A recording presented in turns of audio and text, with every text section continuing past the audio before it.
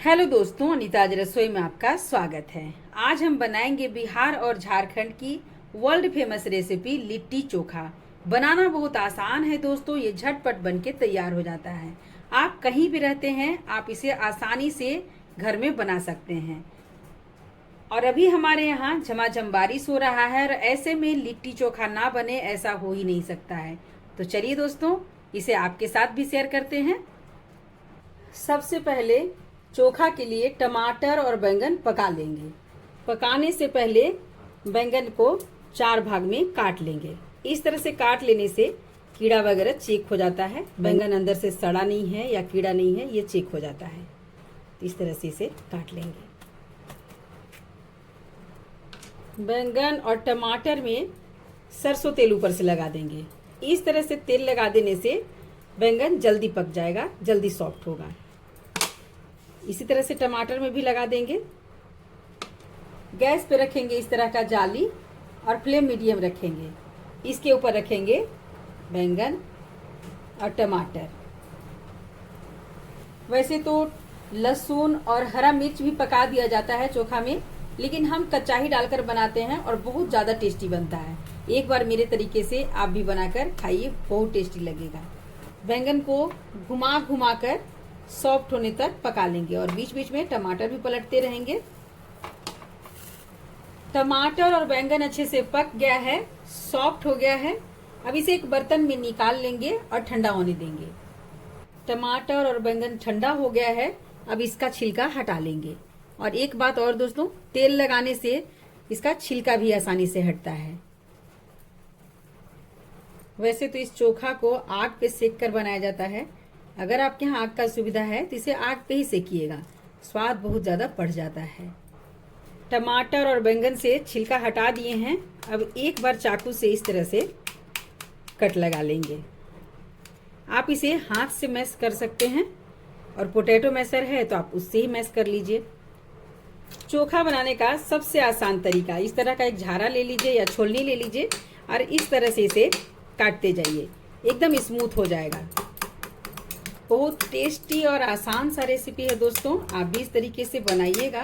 और अगर आप मेरे चैनल पे नए हैं तो प्लीज़ मुझे सपोर्ट कीजिए, मेरे यूट्यूब चैनल को सब्सक्राइब कीजिए और बेल आइकन जरूर दबाइएगा दोस्तों, जिससे आपको मेरी नए नए और आसान रेसिपीज का नोटिफिकेशन मिलता रहे। बैंगन और टमाटर अच्छे से मैश हो गया है।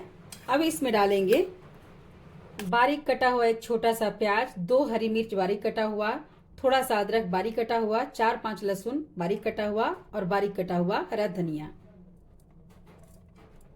हाफ टेबल स्पून से थोड़ा सा कम डालेंगे नमक। नमक अब अपने टेस्ट के अनुसार लीजिएगा। और 1 टेबल स्पून लेंगे सरसों तेल, इससे चोखा में बहुत अच्छा टेस्ट आएगा, इसे जरूर डालिएगा। अब इन सारी चीजों को अच्छे से मिक्स करेंगे। टेस्टी चोखा बन के तैयार है। अब इसे ढक के साइड में रखेंगे और चलिए लिट्टी बनाना शुरू करते हैं। 2 कटोरी गेहूं का आटा लेंगे। इसमें डालेंगे 2 टेबल स्पून घी। आप घी के जगह पे रिफाइन ऑयल भी ले सकते हैं। थोड़ा सा डालेंगे नमक और इसे अच्छे से मिक्स करेंगे। आटा में बहुत ज़्यादा घी नहीं डलेगा, जितना कटोरी आप आटा लिए हैं उतना चम्मच घी डाल लीजिएगा। इससे लिट्टी खस्ता और कुरकुरा बनेगा। अब आटा में थोड़ा थोड़ा गरम दूध डालेंगे। दूध से आटा गूंथने से लिट्टी बहुत ज़्यादा टेस्टी बनेगा और सॉफ्ट भी रहेगा। और आटा बहुत सॉफ्ट नहीं गूंथना है, थोड़ा टाइट ही गूंथेंगे। सख्त डो तैयार है, ये देखिए। इसे इस तरह का लगाइएगा, एकदम टाइट सा।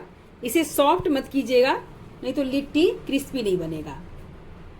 अब इसे ढककर छोड़ देंगे और लिट्टी के लिए स्टफिंग तैयार करेंगे। ये है 1 कटोरी सत्तू। सत्तू अब मार्केट में आसानी से मिल जाता है। अगर आपके यहाँ मिलने में दिक्कत हो तो आप इसे ऑनलाइन भी ऑर्डर कर सकते हैं। वैसे सत्तू काला चना जो आता है उसे भून कर उसका छिलका हटा कर और उसका फाइन पाउडर तैयार किया जाता है, उसी से सत्तू बन जाता है। अब इसमें डालेंगे 1 बड़े साइज का बारीक कटा हुआ प्याज, हाफ इंच अदरक बारीक कटा हुआ, 12-15 कली लहसुन बारीक कटा हुआ, 4-5 हरी मिर्च बारीक कटा हुआ।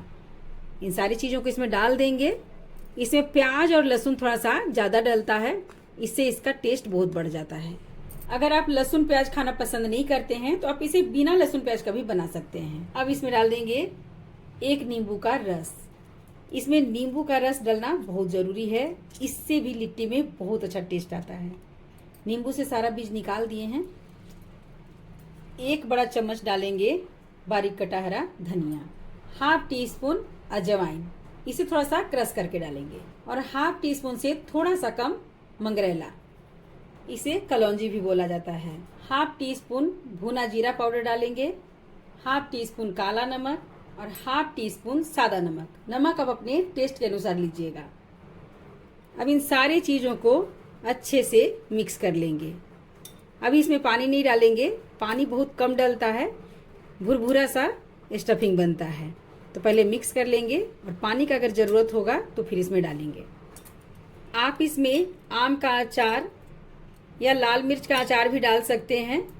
हमारे यहाँ अचार डला हुआ लिट्टी कोई भी पसंद नहीं करते हैं, इसलिए हम इसमें नहीं मिक्स किए हैं। अगर आप यहाँ पसंद करते हैं तो अचार जरूर डालिएगा। स्टफिंग भुरभुरा सा लग रहा है तो हल्का हल्का सा पानी डालेंगे, बहुत ज़्यादा एक बार में नहीं डालेंगे, स्टफिंग गीला नहीं करना है। और इसे मिक्स करेंगे। बहुत टेस्टी और आसान सा रेसिपी है दोस्तों, आप भी इस तरीके से बनाइएगा, घर में सभी को बहुत पसंद आएगा। और अगर आप मेरे चैनल पे नए हैं तो प्लीज़ मुझे सपोर्ट कीजिए, मेरे YouTube चैनल को सब्सक्राइब कीजिए और बेल आइकन जरूर दबाइएगा दोस्तों, जिससे आपको मेरे नए नए और आसान रेसिपीज का नोटिफिकेशन मिलता रहे। इसमें मैं बहुत इम्पोर्टेंट चीज़ डालना भूल गई दोस्तों, सरसों का तेल। सरसों तेल जरूर डालिएगा, 1 बड़ा चम्मच सरसों तेल डाल देंगे और इसे अच्छे से मिक्स कर लेंगे। सरसों तेल डालना बहुत ज़रूरी है। ये स्टफिंग बन के तैयार है। ये देखिए, इसे इस तरह का भुरभुरा रखना है। मुट्ठी बांधने के बाद मुट्ठी बन जाएगा। इस तरह से जब इसे तोड़िएगा तो टूट जाएगा। और यहीं पे आप नमक वगैरह चेक कर लीजिए, अगर कम है तो थोड़ा सा आप मिक्स कर सकते हैं। अब डो देख लेते हैं। एक बार डो अच्छे से मिलाएंगे, खूब अच्छे से मिक्स करना है इसे। डो अच्छे से मिक्स हो गया है और पहले से थोड़ा सॉफ्ट भी हो गया है। अब इसका लोई तोड़ लेंगे। हम इसे एपी मेकर में बना रहे हैं तो उसी साइज का लोई तोड़ लेंगे।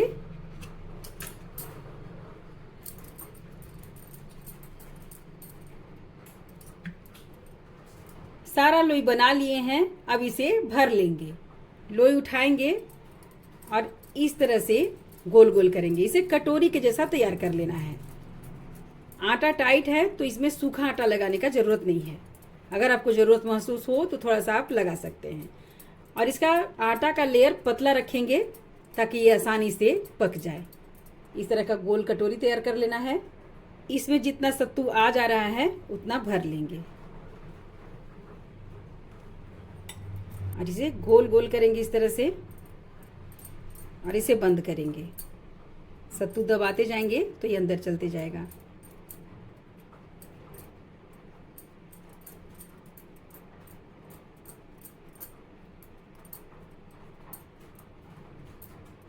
एक्स्ट्रा आटा जो है इसे हटा देंगे इस तरह से और इस तरह से गोल कर लेंगे।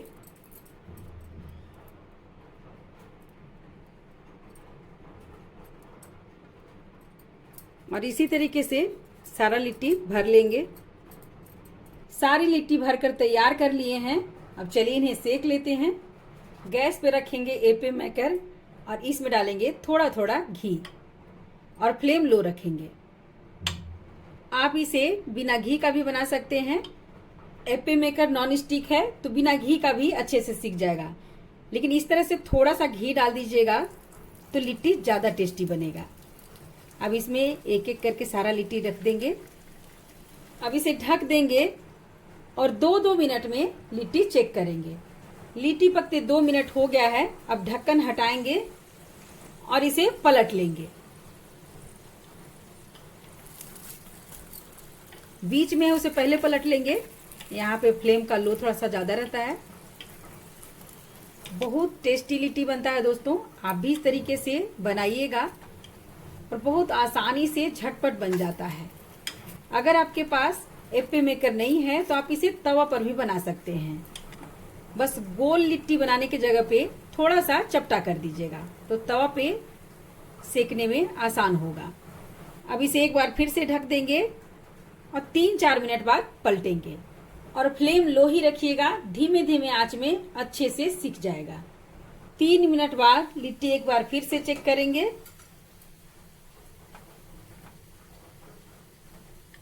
और इसी तरह से हर 2-3 मिनट में बीच बीच में पलट कर इसे गोल्डन होने तक सेक लेंगे।